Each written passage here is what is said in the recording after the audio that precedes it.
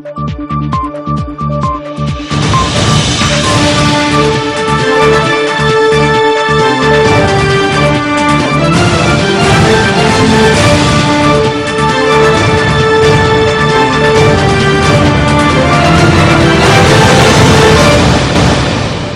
10 مساء بتوقيت أسمر. أسعد الله أوقاتكم بكل خير مشاهدينا الكرام في كل مكان. أحييكم من الفضائية الإريترية وأقدم لكم نشرة الأخبار لهذا المساء. أبدأها لكم بأبرز ما جاء فيها من أنباء.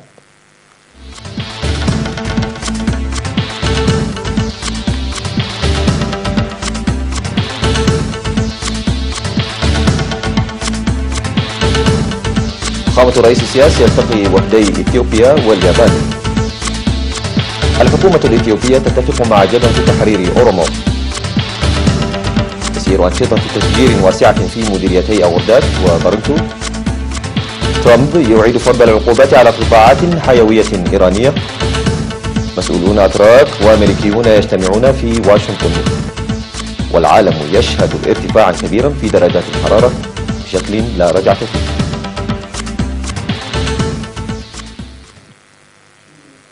كانت تلك عناوين النشرة، معكم فيها نور الدين خليفة، وإلى حضراتكم الأنباء بالتفصيل.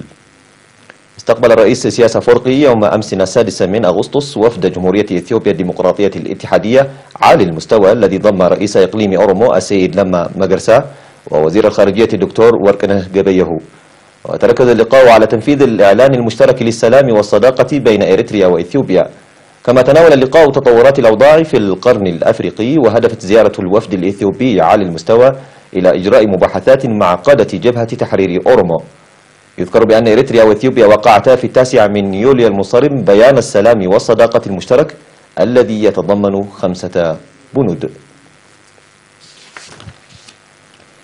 أجرى فخامة الرئيس السياس أفورقي في 6 من أغسطس الجاري في قاعة دندن للاستقبال مباحثات مع الوفد الياباني بقيادة ماساهيسا ساتو وزير الدولة للشؤون الخارجية.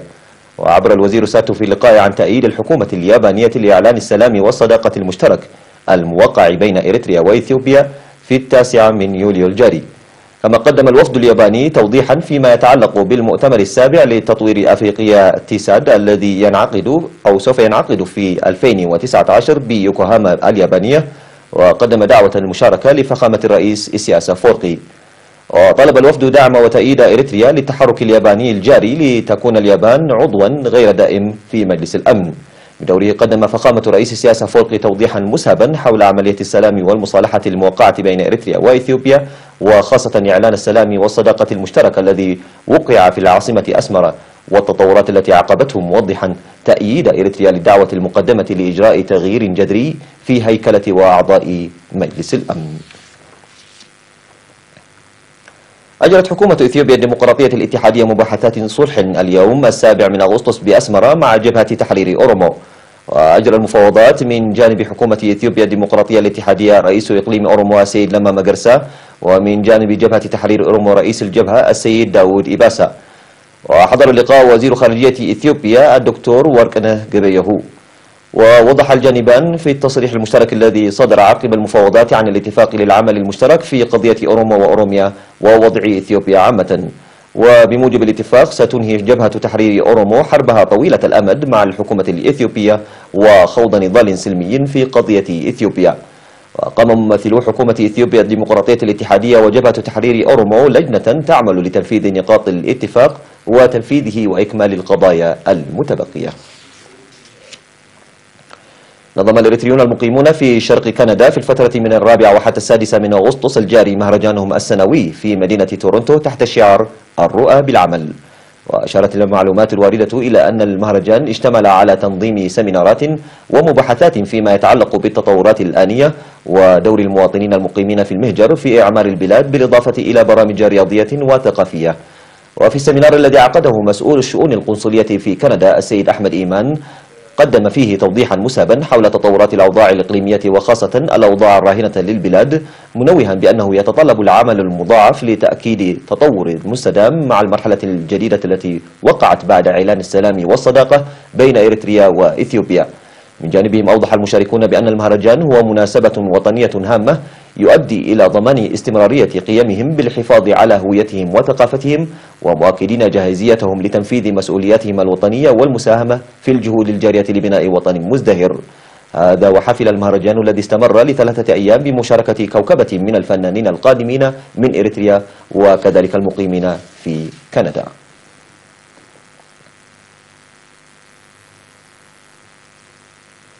في إطار البرنامج التصدي التنموي الجاري نظمت أنشطة تنموية فعالة في مديريتي أغوردات وبارنتو بإقليم القاشبركة، تمثلت في حفظ المياه وحماية التربة بالإضافة إلى غرس الشتول. وأوضح مسؤول سلطة الغابات والحياة البرية في إقليم القاشبركة السيد تخستيك فلمريم بأن أنشطة النفير التنموية الجارية بمساهمة ومشاركة كافة أفراد المجتمع يجري مواصلة للاستثمار الجاري لاستقرار البيئة واسترجاع النباتات والغابات إلى سابقها. كما تم غرس أكثر من 20,000 شتلة من الأشجار الأصيلة كأشجار النبق وغيرها من تلك الأشجار ضمن البرنامج في مديرية بارنتو. من جانبه أوضح مسؤول سلطة الغابات والحياة البرية في مديرية أغوردات السيد برهاء توم غرس 10,000 من الشتول في الحفر المعدة مسبقا في المناطق التي شهدت أنشطة حفظ المياه والتربة.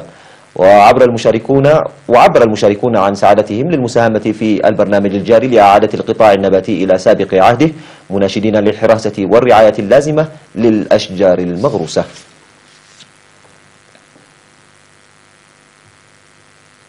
قام شركة عمربب الوكيل المعتمد لشركات السيارات اليابانية تويوتا وكاماتسو وياماها لدى إريتريا بحملة توعية بالتعاون مع شركة الوقود ليبيا إريتريا للعناية بالسيارات.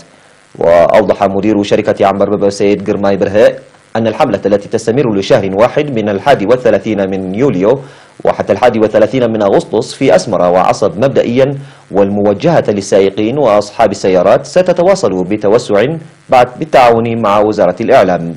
وقال إن العناية والرعاية الجيدة للسيارات يساعد لخدمة أطول وخفض الخسائر والحوادث، موضحا بأن السيارة التي تجد الرعاية الجيدة يمكنها السير لمسافة 1,000,000 كيلومتر دون إنزال محركها، وأن الحملة تقوم بفحص أوضاع السيارات وتقديم النصح والمعلومات.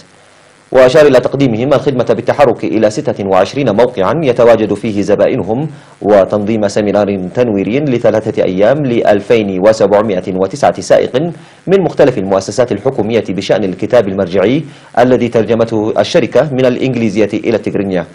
كما تم إعداد برنامج حاسوب سوفت وير لمراقبة محرك السيارة واحتياجها للصيانة. من جانبه أوضح المسؤول الإداري والمالي لشركة الوقود الليبية الإريترية السيد منغوستو تسمى أن حملة التوعية التي أطلقتها شركة عمربب هي ذات أهمية كبيرة، لذلك اختارت شركتهم الانضمام إليها للإسهام بدورها في توفير المعدات اللازمة.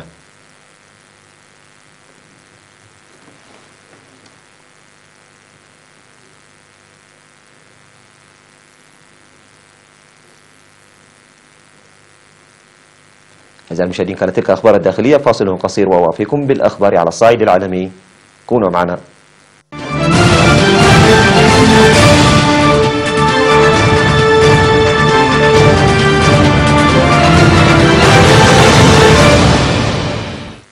أهلا بكم مجددا. أعد الرئيس الأمريكي دونالد ترامب فرض عقوبات شاملة على إيران بعد انسحابها من الاتفاق النووي المبرم معها في عام 2015. وتستهدف العقوبات مشتريات إيران في قطاع السيارات والنقل، فضلا عن نشاطاتها التجارية ومشترياتها من الذهب والمعادن الأساسية الأخرى، وأصبحت نافذة المفعول ابتداء من صباح الثلاثاء. ويعتقد ترامب أن الضغط الاقتصادي سيجبر إيران على الموافقة على عقد صفقة جديدة أو على وقف نشاطاتها النووية، محذرا الأفراد أو الكيانات التي تنتهك هذه العقوبات من مواجهة عواقب وخيمة. ووصف الرئيس الإيراني حسن روحاني الإجراءات الأمريكية بأنها حرب نفسية، مؤكدا رفضه فكرة مفاوضات اللحظة الأخيرة. وعبرت بريطانيا وفرنسا وألمانيا الشركاء في عقد اتفاق عام 2015 إلى جانب روسيا والصين عن الأسف العميق للخطوة الأمريكية، وتعهدت هذه الدول بمواصلة التزاماتها المقررة في الاتفاق.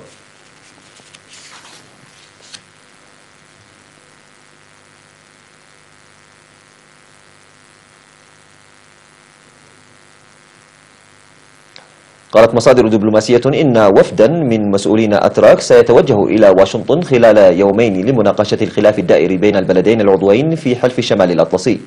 وتدهورت العلاقات بين البلدين بسبب خلافات بشأن السياسة الخاصة بسوريا ومحاكمة القس الأمريكي أندرو برانسون بتهم بالإرهاب. ودفع نزاع تجاري بين البلدين الليرة التركية للهبوط إلى مستوى قياسي. وقالت إدارة الرئيس الأمريكي دونالد ترامب إنها تراجع الإعفاءات المقدمة لتركيا من الرسوم الجمركية، وهي خطوة قد تضر بواردات من تركيا تصل قيمتها إلى 1 مليار دولار. وذكر تلفزيون CNN ترك نقلا عن مصادر دبلوماسية أن أنقرة وواشنطن توصلتا إلى اتفاقات مسبقة بشأن قضايا معينة، ولم تذكر أي تفاصيل بشأن ذلك. ولم يتسنى بعد الحصول على تعليق من الحكومة التركية، كما لم ترد وزارة الخارجية الأمريكية على طلب للتعقيب.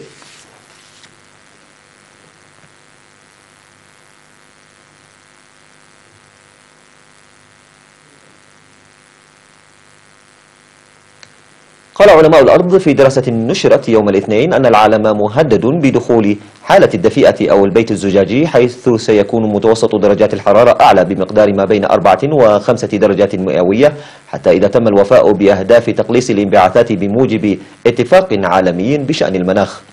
ويأتي التقرير وسط موجة حر شهدت ارتفاع درجات الحرارة إلى أعلى من 40 درجة مئوية في أوروبا هذا الصيف، مما تسبب في جفاف وحرائق غابات، بما في ذلك حرائق في اليونان في يوليو الماضي وأودت بحياة 91 شخصا. ويزيد متوسط درجات الحرارة في الوقت الحالي بمقدار درجة مئوية عن مستواه في فترة ما قبل الثورة الصناعية، ويرتفع بمقدار 0.17 درجة كل 10 سنوات. وقال العلماء إن من المرجح أن يحدث تغير مفاجئ إذا تم اجتياز الحد الحرج. وقال بعض الخبراء في تعليقهم على البحث إن ارتفاع درجة حرارة الأرض بشكل خارج عن السيطرة لا يزال غير مؤكد، ولكنه ليس مستبعدا.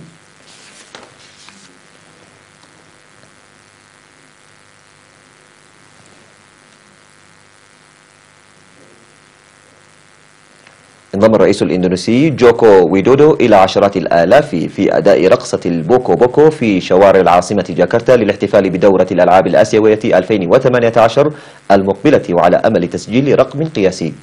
ويريد الراقصون دخول موسوعة جينيس للأرقام القياسية لأطول رقص من نوعه في طوابير، وقد تم ضم نحو 120 ألف سجين يؤدي نفس الحركات في أكثر من 500 سجن في إندونيسيا.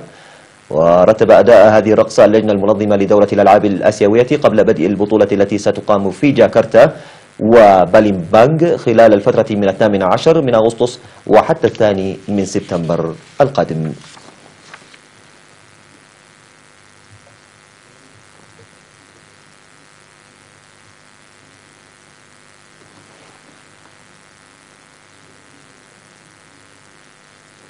بهذا أعزائي المشاهدين قدمت لحضراتكم نشرة الأخبار لهذا المساء. دمتم وإلى اللقاء.